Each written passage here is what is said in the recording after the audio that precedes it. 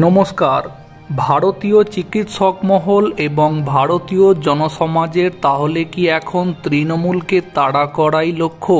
তাহলে কি এখন প্রত্যেকের একটাই দাবি, পশ্চিমবঙ্গের মুখ্যমন্ত্রী মমতা বন্দ্যোপাধ্যায় মুখ্যমন্ত্রীর পদ থেকে পদত্যাগ করুক?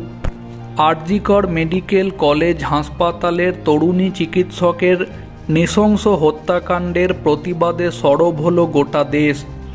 এবার দেশ জুড়ে কর্মবিরতির ডাক ইন্ডিয়ান মেডিকেল অ্যাসোসিয়েশন বা আইএমের।